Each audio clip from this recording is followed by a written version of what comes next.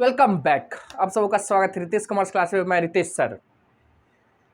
तो बहुत दिनों से वीडियो नहीं आ रहा था, है ना। तबीयत गड़बड़ था दोस्त, ठीक ना। फिजिकल फिट नहीं थे, अभी भी पूरा फिट नहीं है, फीवर लग गया था, इसलिए वीडियो नहीं आ रही था। अब लेकिन रिकवर हो रहे हैं तो वीडियो कंटिन्यू चलेगा। बहुत लॉस हो गया, कोई बात नहीं। आइए हम लोग करते हैं फिर से शुरुआत। तो हम लोग 11वीं में पढ़ लिए थे सन्ड्री डेटर और सन्ड्री क्रेडिटर। तो जब ट्रांजेक्शन दो तरह से होगा, या तो कैश में होगा या तो क्रेडिट में, नगद भी और उधार भी। तो उधार ट्रांजेक्शन जब भी होगा तो हमें पार्टी का नाम लिखना पड़ता है। तो हो सकता है हम भी किसी से खरीदते होंगे और हम भी किसी को बेचते होंगे। तो जब हम किसी से खरीद के लाते यानी उसको पैसा देना है, तो हमारे लिए लायबिलिटी क्रिएट होता है। वो क्रेडिटर होते हैं जिनको देना है सामने वाले को, और जिसको हम उधार बेचते यानी उससे पैसा लेना है तो हमारे लिए वो असेट्स होते हैं जिसको हम लोग डेटर बोलते। ठीक, तो हम लोग यहाँ तक पढ़ लिए थे डेटर क्रेडिटर। ठीक, आगे आइए हम लोग चलते हैं। बस छोटा छोटा पॉइंट है, इसको पढ़ते हुए चलना है। आज हम लोग पढ़ेंगे खर्चे से रिलेटेड, जो कि है हमारा आउटस्टैंडिंग एक्सपेंसेज। आउटस्टैंडिंग एक्सपेंसेज, इसको हम लोग हिंदी बोलते हैं अद्दत खर्चे। अब होता क्या है वो समझ के। जैसे मान लो भाई, हम जहाँ पे पढ़ाते उस रूम का किराया है महीने का 5,000। कितना? 5,000। और ये हर एक महीने के हम एंड में दे देते, यानी जब ये खत्म हो जाएगा तब। यानी 1 जुलाई चल रहा है और जुलाई खत्म कब होगा हमारा? 31 जुलाई को। ठीक है, यानी शुरू हुआ था कहाँ से? 1 जुलाई को, खत्म हो जाएगा 31।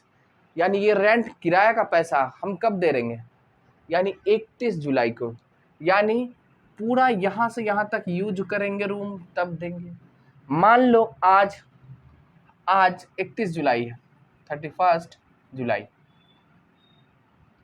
हमको किराया कितना देना है? 5,000। तो भैया जी रूम का रेंट भरो, कितना? 5,000।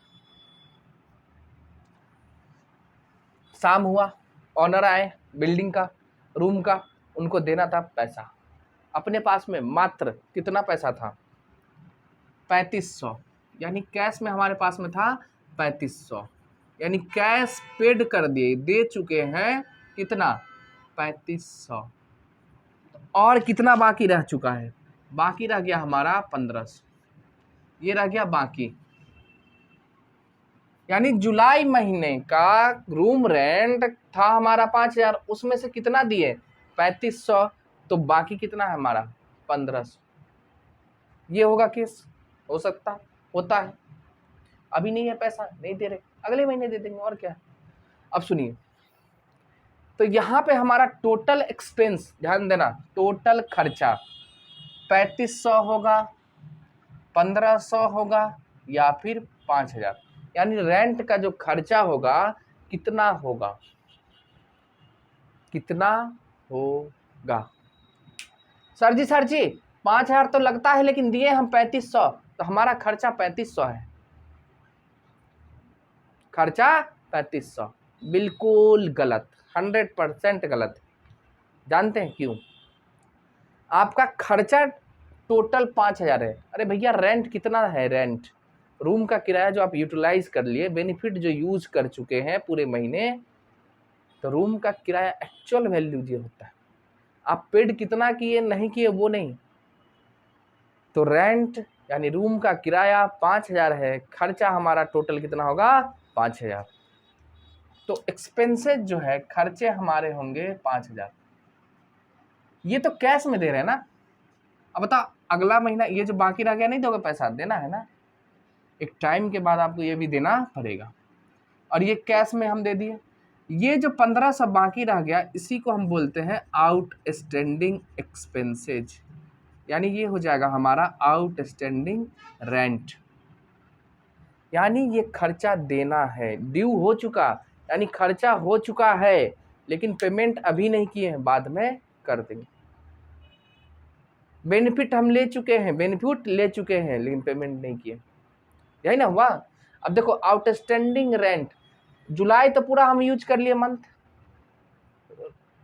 कोचिंग का रूम चला लिए, लेकिन पैसा उसमें केवल उसको हम 3500 दिए, जबकि खर्चा हमारा कितना है 5000। अब ये क्या बताओ, देखो पूरे 5000 का हम बेनिफिट यूज किए कि नहीं, जुलाई पूरे मंथ, हाँ तो पूरा दे देते, बात खत्म था, लेकिन नहीं दिए। कितना बाकी रह गया 1500, और ये 1500 हमारा हो जाता है यहाँ पे, इसको हम लोग बोलते हैं, ये हमारे लिए करंट लायबिलिटी होता है। क्या होता है, करंट लायबिलिटी, दायित्व है, ऑब्लिगेशन क्रिएट हुआ, अगले महीने आपको देना पड़ेगा। यानी बेनिफिट पहले ले चुके हैं, पेमेंट नहीं किए हैं, कितना 1500। ये हो गया हमारा आउटस्टैंडिंग एक्सपेंसेस, यानी जो खर्चा हो चुका है और उसका हम पेमेंट अभी तक नहीं किए हैं, वो हमारे लिए क्या होता है, आउटस्टैंडिंग एक्सपेंस। अब इसी तरह रेंट हो, सैलरी होगा, कमीशन होगा, कोई भी हो, लेकिन खर्चा ड्यू हो जाना चाहिए। ड्यू का मतलब क्या, टाइम पूरा गया, आप उसका बेनिफिट ले चुके हैं, अक्रूड हो चुका है, लेकिन अभी हम उसका पेमेंट नहीं किए, तो इसको हम क्या बोलते हैं, आउटस्टैंडिंग एक्सपेंसेस।